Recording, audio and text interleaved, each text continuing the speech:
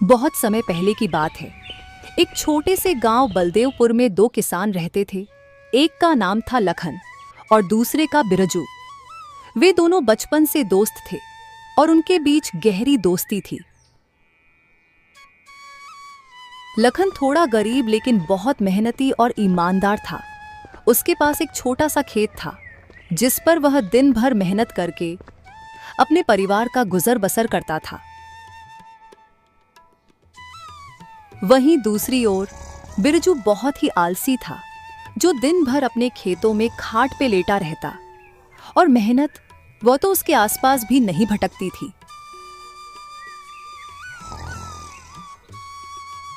लखन की मेहनत की वजह से उसके खेत में खूब अच्छी फसल होती थी, जिसके कारण गांव के सारे लोग लखन से जलते थे। देखिए जी, इस लखन की फसल इस बार भी कितनी अच्छी हुई है। हमेशा इसके साथ ही अच्छा क्यों होता है? इस बार तो यह फसल बेचकर राजा ही हो जाएगा। अरे भाग्यवान, तुम परेशान मत हो, इसको हम राजा नहीं होने देंगे। मेरे जीते जी ये कभी राजा की जिंदगी नहीं जी सकता।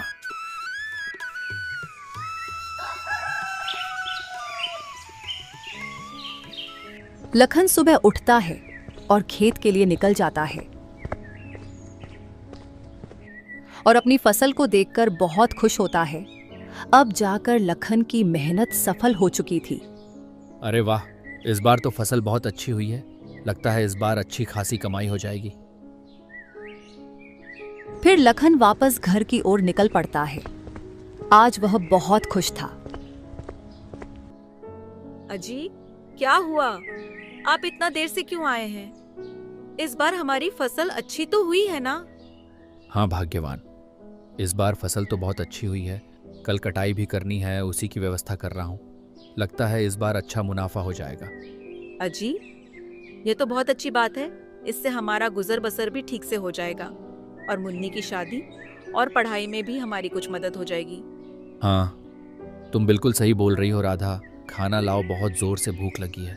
जल्दी सोना है आज, क्योंकि कल सुबह 4 बजे खेत में भी जाना है। राधा खाना लगा देती है।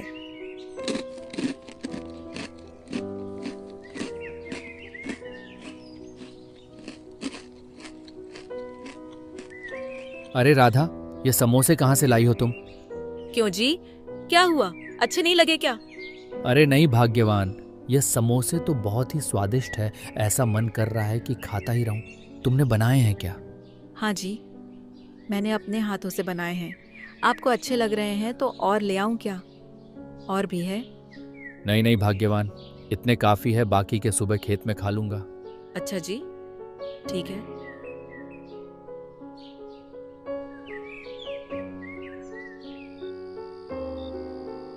फिर खाना खाकर दोनों आराम से सो जाते हैं।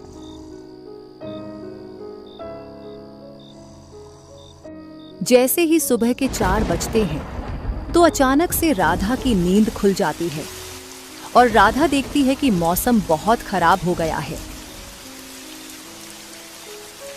हे भगवान, अब तो हमारी सारी फसल खराब हो जाएगी। सुनिए जी, जल्दी से उठ जाइए, मौसम बहुत खराब है।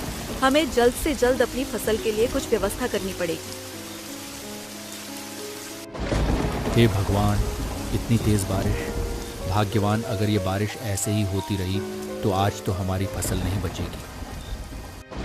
वे दोनों बैठे बैठे बारिश रुकने का इंतजार करते हैं।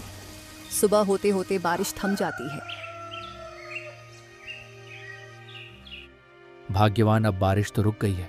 चलो खेत चलकर फसल को देखते हैं। फिर वे दोनों अपनी फसल को देखने खेत की ओर चल पड़ते हैं। वे दोनों खेत पहुंचकर देखते हैं कि उनकी लगभग आधी फसल बर्बाद हो चुकी है। हे ऊपर वाले, ये क्या किया तूने? हमारी सारी मेहनत को पानी में मिला दिया। लखन यह सब बोल ही रहा था कि तभी अचानक से जोर जोर से हवाएं चलने लगती हैं और आसमान में बिजली के साथ तेज तूफानी बारिश शुरू हो जाती है।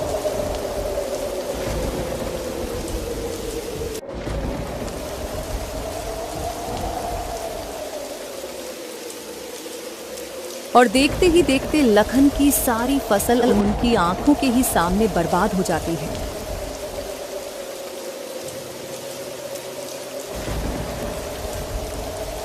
वे दोनों बेचारे दुखी मन से वापस घर की ओर लौट आते हैं। फसल के बर्बाद होने से लखन बहुत चिंतित हो जाता है। सुनिए जी, आप फिक्र मत कीजिए, जो होना था वह तो हो गया। अब हम इसमें क्या कर सकते हैं? जो होता है वह अच्छे के लिए ही होता है। उधर बिरजू बहुत खुश था। मौसम की ओर देखकर बिरजू अपनी पत्नी से कहता है, देखो, मैंने बोला था ना कि वह अमीर नहीं हो पाएगा, और ऐसा ही हुआ। अच्छा जी, लेकिन हम लोगों की भी तो फसल बर्बाद हो गई ना। आप इतने खुश क्यों हो रहे हो? आपको तो दुखी होना चाहिए। अरे भाग्यवान, हमने तो अपने खेत में उतना पैसा नहीं लगाया है और ना ही उतना मेहनत किए हैं, तो इसलिए मुझे तो बहुत खुशी हो रही है कि लखन की सारी फसल बर्बाद हो गई। हमारा तो जब भी इतना फायदा नहीं होता, कम से कम लखन हमसे ज्यादा अमीर तो नहीं बन सकता। उधर लखन को उसकी पत्नी सब्र दिलाती है। 5-6 दिन से लगातार बारिश होती ही जा रही थी, रुकने का नाम तक नहीं ले रही थी। लेकिन लखन को फिर भी उम्मीद थी कि शायद कुछ फसल तो बच ही गई होंगी, इसलिए वह फसल देखने खेत जाता है। वह खेत में पहुंचकर देखता है कि उसकी सारी फसल बर्बाद हो चुकी है। खेत में फसल का नामो निशान तक नहीं है। पूरा खेत पानी से भर गया था। हे भगवान, ये कैसी परीक्षा ले रहे हो? सर्दियां आने वाली है और घर में खाने को एक दाना तक नहीं है। लखन यह देखकर बहुत उदास हो जाता है, लेकिन मौसम की मार के आगे वह बेचारा कर भी क्या सकता था। और दुखी मन से वह घर लौट आता है। लखन घर आकर सारी बात अपनी पत्नी को बताता है और टेंशन की वजह से बिस्तर पर लेट जाता है। भाग्यवान, हमारी सारी फसल बर्बाद हो गई। सर्दी भी आ ही चुकी है। अब हमारा गुजारा कैसे होगा? घर में खाने को कुछ भी नहीं है। अजी, आप फिक्र मत कीजिए, मेरे पास एक आइडिया है। आपको तो पता ही है मुझे समोसे और पकौड़ियाँ बनाने आती है, और सर्दी भी आई ही चुकी है, तो क्यों ना हम इन सर्दियों में पकौड़ी और समोसे बनाकर बेचें? हाँ भाग्यवान, तुम सही कहती हो। सर्दियों में लोगों को समोसे और पकौड़ी बहुत पसंद आएगी, लेकिन उसको बनाने के लिए पैसे भी तो चाहिए। वो कहाँ से आएंगे? अजी, मैंने थोड़े से पैसे बचा के रखे थे, और कुछ पैसे आप सेठ धनीराम से उधार ले आना। उनसे बोलना, जैसे ही थोड़ा बहुत मुनाफा होगा हम आपके पैसे लौटा देंगे। हाँ राधा, आज तो बारिश हो रही है, इसको थमने दो, फिर जाऊंगा।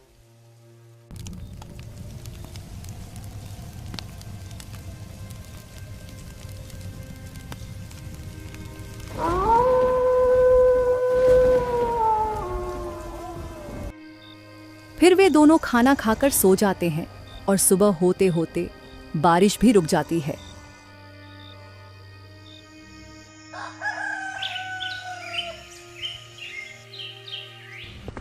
अगले दिन लखन सेठ धनीराम के यहाँ पैसे लेने चला जाता है।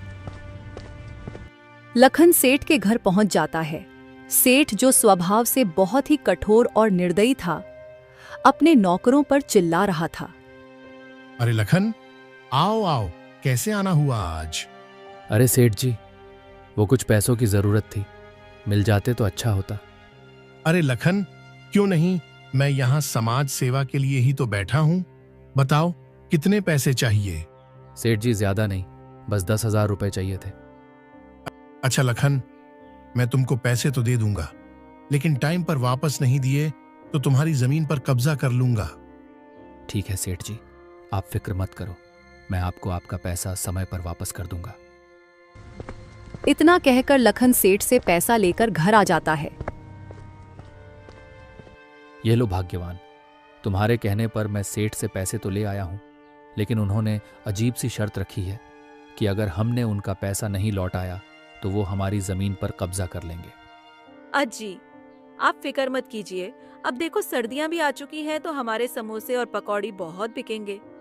लोग बड़े ही चाव से खाएंगे सर्दियों में, तो हम सेठ के पैसे आसानी से चुका देंगे। अच्छा ठीक है भाग्यवान, कहीं ऐसा ना हो कि जो घर में थोड़ा बहुत पैसा था वह भी लग जाए और हमारी जमीन भी चली जाए। अजी, आप खामखा टेंशन ले रहे हो, ऊपर वाले पर भरोसा रखो, सब अच्छा ही होगा। लखन बाजार जाकर उन पैसों से समोसे और पकौड़ी बनाने का सामान ले आता है। फिर राधा पकौड़ी और समोसे बनाती है। राधा कुछ समोसे और पकौड़ियां बनाकर लखन को देती है और लखन उनको बेचने गांव की ओर निकल पड़ता है। समोसे और पकौड़ियाँ ले लो, समोसे, गर्मा गर्म समोसे। एक बार राजस्थान की मशहूर पकौड़ियाँ और समोसे खाओगे तो खुश हो जाओगे और नहीं खाओगे तो पछताओगे ये। तभी एक औरत लखन से समोसे लेने आती है। अरे भैया, ये समोसे देखने में तो बहुत स्वादिष्ट लग रहे हैं, कैसे दिए? कितने का है एक समोसा? 5 रुपए का एक है बहन जी, बताओ कितने दूं? अच्छा ठीक है, 10 दे दीजिए भैया। फिर लखन 10 समोसे उसको दे देता है और पैसे लेकर आगे की ओर निकल जाता है। धीरे धीरे करके उसके सारे समोसे बिक जाते हैं और लखन घर वापस आ जाता है। अरे ओ राधा, एक गिलास पानी लाओ जरा, आज बहुत थक गया हूं। हाँ जी, अभी लाई। कुछ समोसे पकौड़ियाँ बिके क्या? नहीं राधा, एक भी समोसा नहीं बिका और मैं तो आज बहुत ज्यादा थक गया हूं। जी आप ठीक कह रहे थे कि हमारे समोसे कोई नहीं खरीदेगा। अब तो हमारे बाकी के पैसे भी खराब हो गए हैं। अरे अरे मेरी बात तो सुनो। अरे राधा, कुछ समोसे और पकौड़ियाँ ही नहीं बल्कि सारे हाथों हाथ बिक गए थे। क्या सच में हमारे सारे समोसे पकौड़ी बिक गए क्या वाकई में? हाँ बिल्कुल राधा, लोगों को हमारे समोसे पकौड़ी इतने पसंद आए हैं कि सारे समोसे पकौड़ी झट से बिक गए। ये लो पैसे, इसमें से कुछ पैसे मुन्नी के स्कूल की फीस जमा करने के लिए रख दो और कुछ पैसे से हम अनाज खरीद लेंगे। राधा उन पैसों को संभाल कर अलमारी में रख देती है।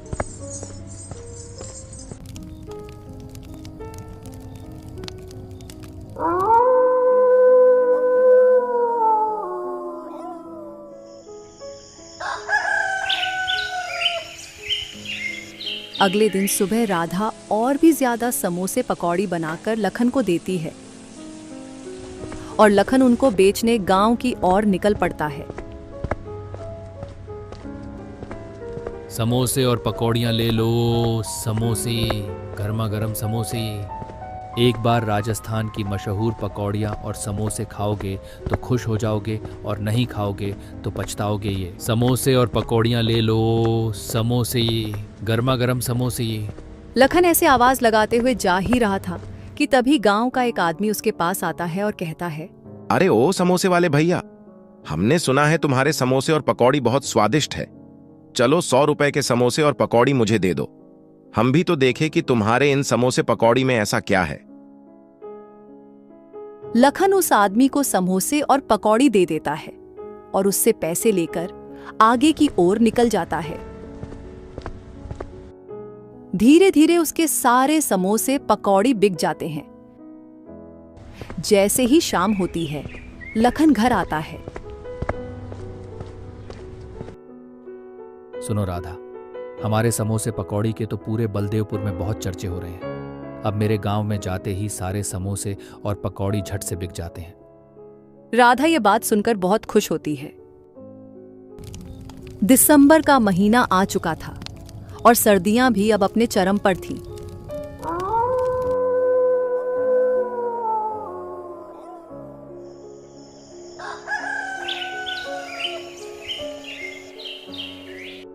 जहां लखन एक टोकरी में समोसे और पकौड़ी बेचा करता था, अब उसने एक बड़ा सा ठेला ले लिया था। ठंड के कारण लखन के समोसे और पकौड़ियों की बिक्री अब 20 गुना बढ़ गई थी। अब उसके पास ग्राहकों की भीड़ लगी रहती थी और उसे रोज का अच्छा खासा मुनाफा भी होने लगा था। लखन और उसकी पत्नी अब बहुत खुश थे क्योंकि उन्होंने जो सपने देखे थे वो अब धीरे धीरे पूरे हो रहे थे। एक शाम जब लखन और राधा अलाव के पास बैठे हाथ सेंकते हुए बात कर रहे होते हैं, तभी गांव का मुखिया उनके पास आता है और कहता है, सुन लखन, परसों मेरी बेटी पिंकी की शादी है और उसमें मुझे 100 आदमियों के लिए समोसे और पकौड़ियाँ चाहिए। क्या तुम मुझे बनाकर दे सकते हो? जी मालिक, क्यों नहीं, आपको आपका सामान जल्दी ही मिल जाएगा। उनकी ये सारी बातें बिरजू और उसकी पत्नी एक पेड़ के पीछे छिपकर सुन रहे थे। हमेशा इस लखन के ही साथ इतना अच्छा क्यों होता है? मुझे कुछ भी करना पड़े, इस बार मैं इसके साथ हरगिज अच्छा नहीं होने दूंगा। बिरजू और उसकी बीवी लखन की इतनी तरक्की देखकर जलने लगे थे और वे इस इंतजार में थे कि राधा समोसे पकौड़ी बनाकर कहाँ रखती है। राधा जैसे ही समोसे पकौड़ी बनाकर अपनी किचन में रखकर सोने जाती है, इधर बिरजू और उसकी बीवी चुपके से किचन में जाते हैं और सारे समोसे पकौड़ी चुरा लेते हैं।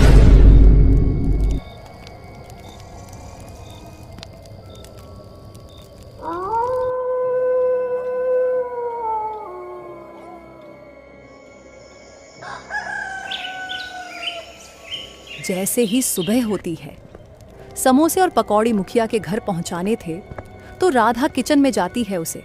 वहां एक भी समोसे पकौड़ी नहीं दिखते हैं। यह सब देखकर वह बहुत हैरान हो जाती है और सारी बात अपने पति को बताती है। अरे भाग्यवान, ऐसे कैसे हो सकता है? मैं अभी मुखिया जी के घर जा रहा हूँ और उनसे बोल दूंगा कि बस मुझे आज का समय और दो। इतना कहकर लखन मुखिया के घर की ओर निकल जाता है।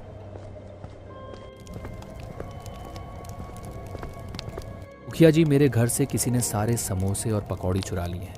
आप मुझे बस आज का समय दे दीजिए, मैं आपको शाम तक बनाकर दे दूंगा। हाँ ठीक है लखन, मैं तुमको आज का दिन दे रहा हूँ, लेकिन तुम मुझे जरूर से समोसे और पकौड़ी बनाकर देना, क्योंकि कल सुबह ही बारात आने वाली है। हाँ ठीक है मुखिया जी, आप चिंता मत करिए, मैं आज शाम होने से पहले ही सारा सामान बनाकर आप तक पहुंचा दूंगा। फिर जब लखन उधर से जैसे ही घर वापस आ रहा था तो वह देखता है कि बिरजू का बेटा समोसे खा रहा है और उसके पास पकौड़ियां भी हैं। यह देखकर लखन सोचता है, बिरजू के बच्चे तो समोसे नहीं खाते हैं और ना ही कभी बिरजू ने मुझसे समोसे पकौड़ी खरीदे। फिर ये बच्चा ये सब कहाँ से लाया है? लखन उस बच्चे के पास जाता है। अरे राघव, ये समोसे तुम कहाँ से लाए हो? ये तो मुझे मेरे पापा ने दिया था और हमारे घर में और भी बहुत सारे समोसे और पकौड़ियाँ हैं। लखन को सारी बात समझ आ जाती है और वह घर आकर सब कुछ अपनी पत्नी को बताता है। अजय, आपको मुखिया जी के घर जाना चाहिए और उनको सारी बात बता देनी चाहिए। मुखिया जी ही हमारी मदद कर सकते हैं। फिर लखन मुखिया जी के घर जाता है और सारी बात उन्हें बता देता है। मुखिया जी अपने नौकरों के साथ बिरजू के घर जाते हैं और उसके घर की छानबीन कराते हैं। जाओ, इसके पूरे घर की अच्छे से तलाशी लो। जब वे छानबीन करते हैं तो उन्हें बिरजू के घर के अंदर से ढेर सारे समोसे और पकौड़ियां मिलते हैं। क्यों चुराए तुमने ये समोसे और पकौड़ी? मुझे माफ कर दीजिए, मेरे अंदर ईर्ष्या आ गई थी, इसीलिए मैंने ऐसा किया है मुखिया जी। मैं आज के बाद ऐसी हरकत नहीं करूंगा। आप मुझे बस एक बार माफ कर दीजिए।